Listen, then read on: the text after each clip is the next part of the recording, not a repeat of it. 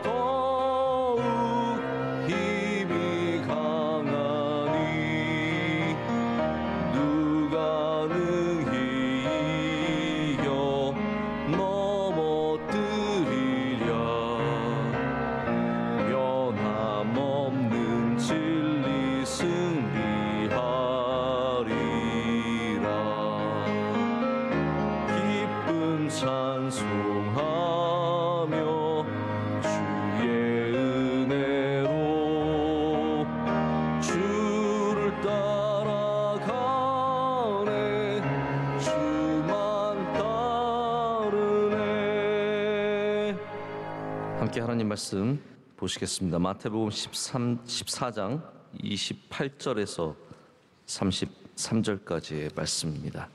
마태복음 14장 28절에서 33절의 말씀입니다.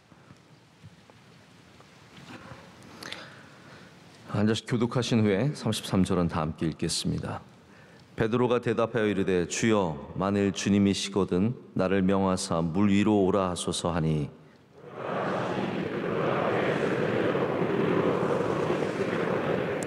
바람을 보고 무서워 빠져가는지라 소리질러 이르되 주여 나를 구원하소서 하니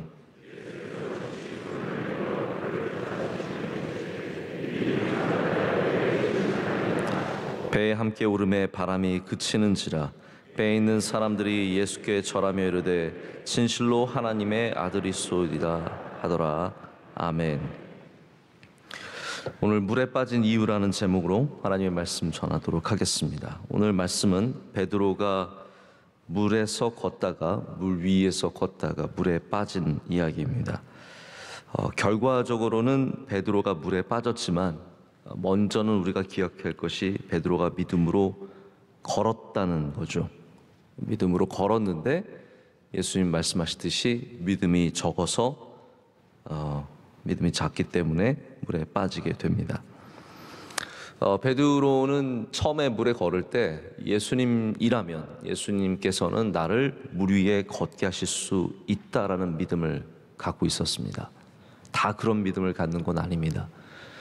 우리가 예수님을 믿지만 예수님께서 나를 물 위에 걷게 하신다, 나를 이걸 이기게 하실 수 있다, 내가 이걸 넘어서게 하실 수 있다, 내가 이걸 가능하게 하실 수 있다라는 그런 믿음을 다 갖는 것은 아닙니다. 웬만하면 우리는 물 위에 걸으려고 생각조차 하지 않을 수 있습니다.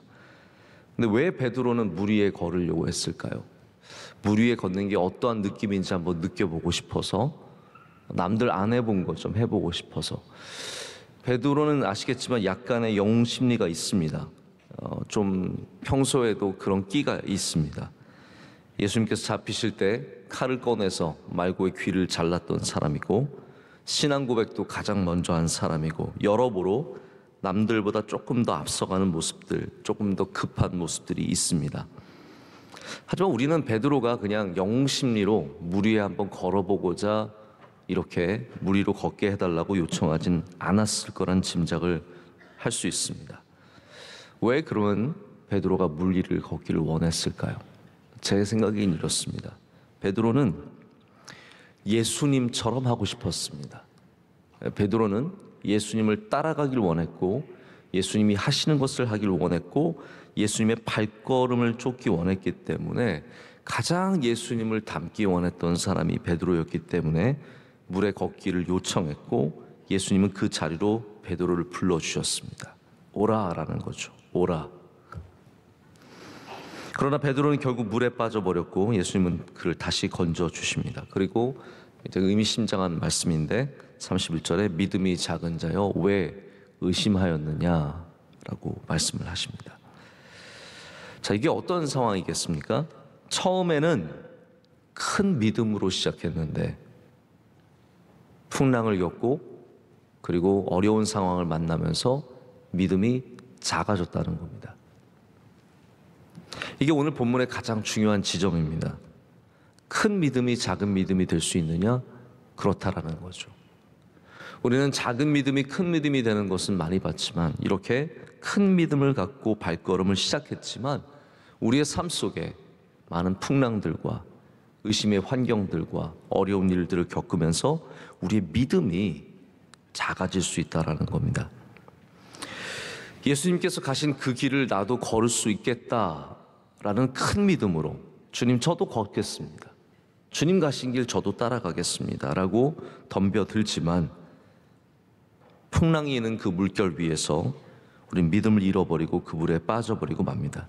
지금도 수없이 이런 일들이 우리 가운데, 또 나에게, 우리 주변에 일어나고 있습니다. 베드로를 물에 빠지게 한 것이, 그의 믿음이 약해진 이유가 저는 두 가지 정도라고 오늘 새벽에 생각을 하고 좀 말씀을 나누고자 합니다. 하나는 뭐냐면 풍랑을 본 것입니다. 여기 말씀에도 30절에 바람을 보고 무서워 빠져가는지라 라고 되어 있습니다. 여러분, 우리의 믿음이 흔들리는 순간들이 있죠. 믿음이 흔들리는 순간이 있는데 많은 이유로 믿음이 흔들리겠지만 이제 풍랑을 만나면 믿음이 흔들리는 겁니다. 저 주님 따라 걷겠습니다, 저 이 길을 걷겠습니다, 믿음 생활 열심히 하겠습니다, 불러만 주세요라고 담대하게 외쳤지만 세상의 풍랑을 만나면 이게 믿음이 흔들리기 시작하는 겁니다. 주님 저 이번에 봉사하겠습니다, 주님의 길 쫓아야죠, 찬양대 하겠습니다, 올해 구역장 제가 하겠습니다, 여선교회 회장, 남선교회 회장 맡겠습니다, 제가 방송부 돕겠습니다, 미화부 하겠습니다, 차량부 하겠습니다, 단기 선교 1년 가겠습니다, 성경 읽기로 하겠습니다, 용서하겠습니다, 사랑하겠습니다, 죄에서 떠나겠습니다. 다 이거 물결 위로 뛰어드는 겁니다. 저 주님 따라가겠습니다. 고백이죠. 저 물결 위를 걷겠습니다. 주님 바라보고 물결 위를 걸을 때는 다 처음에 시작은 할 수 있습니다.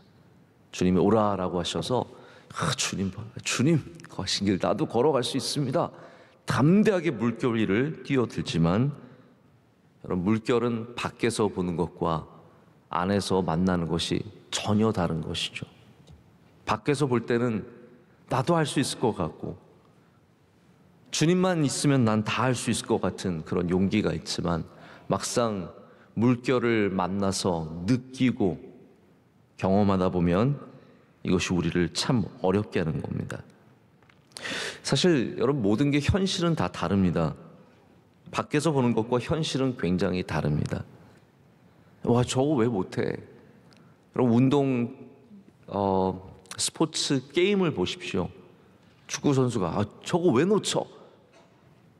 해보면 완전 다른 거예요. 함부로 그런 말씀하시면 안 되죠. 우리 야구 선수 저걸 왜 못 쳐? 여러분, 우린 100kg도 치기 쉽지 않습니다. 야구 선수들 150kg, 140kg 이거 어떻게 치겠습니까?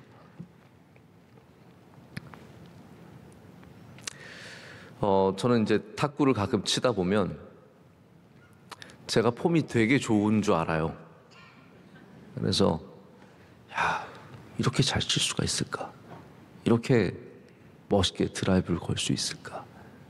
근데 제가 그런 제 생각이 있기 때문에 누구와도 쳐도 제가 잘 칠 거라고 생각을 하는 거죠. 그러나 이제 프로 선수와 쳐보면 물결이 있는 건 다른 겁니다. 현실은 다른 겁니다. 제가 국가대표 출신과 한번 쳐본 적이 있는데 점수 안 가르쳐 드립니다. 정말 처참했다는 것만 말씀을 드립니다. 탁구 영상을 찍어 보면요, 우리 국가대표 선수들이 올림픽에서 하는 거 보면은 자세를 바짝 낮추고 얼마나 빠르게 정신없이 치는지 모릅니다. 우리가 친 영상 보십시오. 다 뻣뻣하게 서가지고요. 우리는 되게 낮췄다고 생각하는데 아니에요. 굉장히 뻣뻣하게 서가지고 웃기게 칩니다. 웃기게 칩니다. 정말 부끄러울 정도로 서비스를 낮게 넣은 것 같은데 영상을 찍어보면 알이랑 볼들이에요. 이렇게 둥둥 들어가는 거예요. 그러니까 국가대표 선수들과 우리는 너무너무 큰 차이가 나는 겁니다. 우리가 밖에서 물결을 볼 때는 나도 걸을 수 있을 것 같고 나도 저 정도 할 수 있을 것 같고 저건 누구나 할 수 있을 것 같은 거지만 발밑에서 뛰놀고 있는 파도를 느끼기 시작하면, 사람들의 말들을 들으면, 이 어려운 일을 한번 당하고 나면, 외롭고 힘든 일들을 보면 우리는 그것에 눌리고 나 여기 못 걷겠구나, 나 이거 못 간가 봐야겠구나, 그런 두려운 마음이 들고 어려운 마음이 드는 겁니다. 베드로가 밖에서는 예수님처럼 걸을 수 있을 것 같았지만 물결을 느끼고 나서는 두려움을 확 느꼈던 것이 바로 여기에 있습니다. 근데 저는 오늘 두 번째 이야기를 좀 더 드리고 싶습니다. 두 번째는 뭐냐면요, 자기의식입니다. 여러분, 이거 꼭 한번 아셨으면 좋을 것 같습니다. 자기의식. 이게 무슨 말이냐면, 베드로의 믿음이 약해진 것은 그냥 두렵기 때문만이 아니고, 내가 사람인데 내가 여기 물 위에 떠 있다니 라는 자기의식이라는 거죠. 내가 물 위에 떠 있다고? 라고 생각하는 순간부터 두려움이 확 다가오기 시작한다는 거죠. 나태주 시인의 산문집에 이런 얘기가 나옵니다. 재밌는 얘기예요.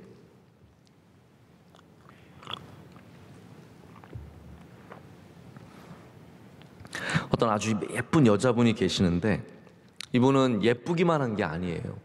가정도 부유하고 사회적으로도 지위가 높고 마음씨도 온유하고 너그러워요. 참 속상한 사람이죠. 근데 게다가 다른 사람들 도와주기까지 좋아하는 아주 착하고 예쁘고 교양 있고 멋지고 훌륭한 여인이에요. 이분은 여러모로 봐서 빠질 데가 하나도 없는 분인데 딱 한 가지가 있다면 스스로 자기가 미인인 걸 알아요. 자기가 늘 미인이다고 생각하는 거예요. 그래서 자기 관리를 철저하게 하는 사람이래요. 나는 미인이니까. 근데 이분과 가까이 지내는 어떠한 다른 여자분이 계시는데 어느 날 이분한테 이렇게 얘기를 했대요. 너는 말이야, 예쁜 건 분명한데 네 자신이 예쁘다는 것을 아는 것이 잘못이야. 자기가 예쁘다는 걸 모르고 예쁘면 더 예쁠 텐데 라고 이렇게 얘기를 농담처럼 했다고 합니다. 근데 나태주 시인이 이 이야기를 들으면서 자신의 이야기를 하는 겁니다. 시인이 야, 내가 시인인데 라고 시를 쓰면 굉장히 잘못된다는 거예요. 시인이 자기의식, 저는 이걸 자기의식이라고 부르고 싶은데 자의식이죠. 내가 시인인데 라고 시를 지으면 굉장히 잘못된다라는 거죠. 저도 그걸 읽으면서 같은 생각을 했어요. 설교자가 내가 훌륭한 설교자인데 라고 설교를 하면요, 그거는 베드로처럼 시험에 드는 겁니다. 내가 훌륭한 설교자라서 이거 구해낼 방법이 없는 겁니다. 그런 생각을 갖고 있는 설교자는 정말 건져낼 방법이 없죠. 베드로도, 그래서 나태주 시인이 베드로 이야기를 합니다. 저는 이분이 뭐 크리스천인지 아닌지 분명하게 알지는 못하지만 베드로 이야기를 하면서 물 위를 걷고 있을 때 내가 물 위를 걷고 있는 것을 깨달으면서 두려움을 가졌다는 거죠. 여러분, 신앙의 자기의식, 자의식이 얼마나 많은 문제를 일으키는지 모릅니다. 자, 보십시오. 내가 겸손하다고 생각해서 겸손한 거 있죠. 나는 겸손한 사람인데 겸손해야지. 내가 착하다고 생각하기 때문에 착한 일을 하는 것, 내가 믿음이 좋은 사람이라고 생각하기 때문에 믿음이 좋은 일을 하는 것, 이런 것들이 우리를 다 물에 빠뜨리는 일이라는 것입니다. 제가 가끔씩 밖에서 아주 훌륭한 분들을 만날 때 그분들 가운데 자의식이 굉장히 강하신 분들이 계세요. 어떤 분들이냐면 나는 딱 만날 때 느껴져요. 나는 훌륭한 목사야. 나는 훌륭한 목사야. 이런 자기의식이 강한 분들이 있어요. 나는 많이 알려진 사람이야. 나 설교 굉장히 좋은 사람이야. 내가 중요한 위치에 있는 사람이야 라는 그런 자의식을 굉장히 많이 갖고 계신 분들을, 그게 자의식이 강하면요, 그게 남에게 넘쳐서 보입니다. 그걸 다 느낄 수 있습니다. 자기가 훌륭한 목사라고 생각하는 사람 딱 만나보면 압니다. 아, 저분 저렇게 생각하고 있구나. 자기가 굉장히 훌륭한 설교자라, 내 기도의 능력이 많아, 이런 자의식을 갖고 계신 분들도 계십니다. 근데 그 자의식이 강하면 거기에 우리가 걸려서 넘어지고 그곳에 빠진다는 거죠. 나 봉사 열심히 하고 있어. 나는 우리 교회 다른 사람 봉사 안 할 때 나 혼자 열심히 하고 있어. 여러분, 그게 또 얼마나 많습니까? 요즘 사람들은 열심히 안 하는데 나는 열심히 해. 이게 자의식이거든요. 다 자의식입니다. 정의의 자의식. 이 자기의식이 가장 강했던 사람들이 바리새인들이잖아요. 나는 기도 열심히 해. 나는 금식 열심히 해. 다 자의식인 겁니다. 제가 또 스포츠 얘기를 하나 드리는데, 저는 어렸을 때는, 이제 젊었을 때는 스키를 많이 탔습니다. 건강하기도 했고 기회도 있었고 시간도 있었고, 그래서 이제 좀 스키를 많이 탔었는데 안 탄 지 거의 한 20년 됐습니다. 결혼하고 나서부터는 뭐 시간도 없고 교회 사역, 또 한국에 있으면 한국에서는 거의 갈 기회가 없기 때문에 이제 안 타다가 결국은 아예 이제 안 타게 되었는데, 제가 스키를 탈 때는 좀 잘 탔습니다. 이것도 자기의식이겠죠? 네, 제가 잘 탔어요. 근데 제가 스키를 어려운 곳에서, 이제 미국의 아주 어려운 산들의 어려운 뭐 블랙 다이아몬드, 더블 블랙 다이아몬드 이런 데를 다니면서 깨달은 게 있어요. 뭐냐면 넘어질 때 왜 넘어지냐. 보통 두 가지더라고. 하나는 뭐냐면 베드로랑 똑같아요. 베드로예요. 제가 보니까 이게 딱 넘어지는 거 두 가지. 하나는 겁먹을 때 넘어집니다. 저 눈이 깊은 곳이 있어. 저 내가 갈 수 있을까? 들어가는 순간 고꾸라지는 거예요. 겁 딱 먹어서 넘어지는 거예요. 또 하나는 뭐냐면 나 왜 이렇게 잘 타지? 나 왜 이렇게 잘 타지?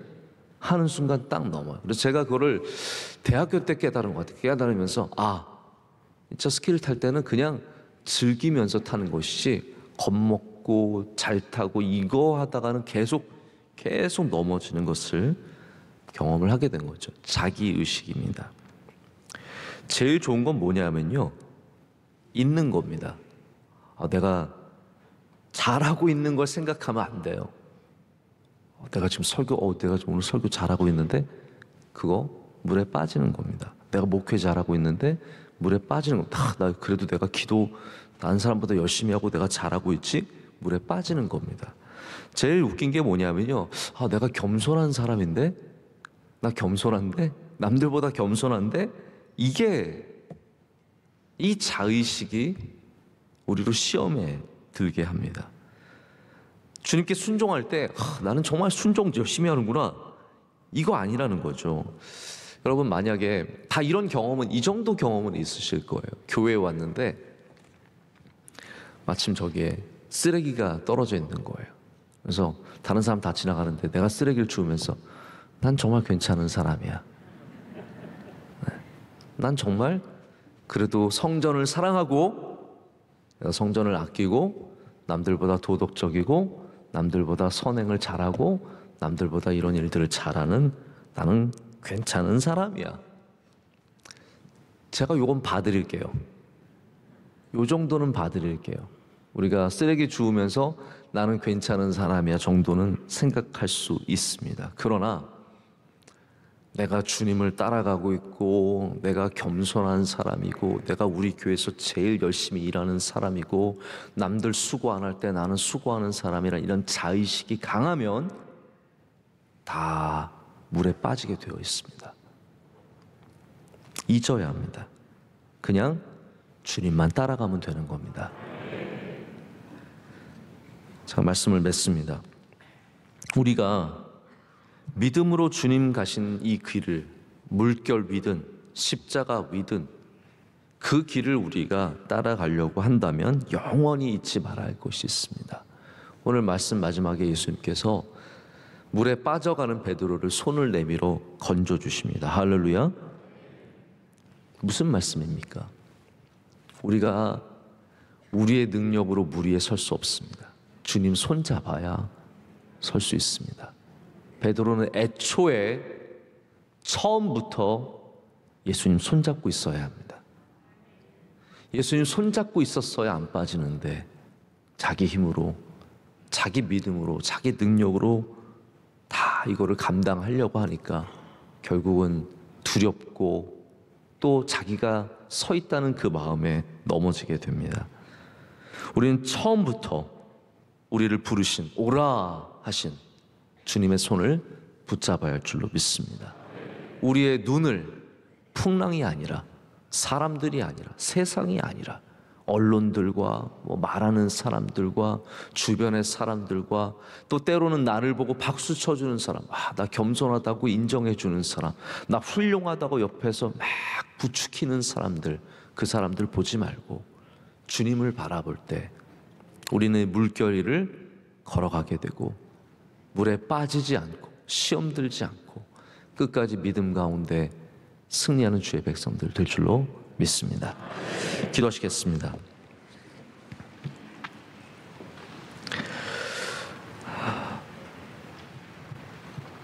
사랑과 능력의 하나님 아버지, 부족한 우리들을 불러주시고 주님의 귀한 사역에 동참하게 하심을 감사합니다. 하나님, 우리가 어떻게 감히 물결 위를 걸을 수 있겠습니까?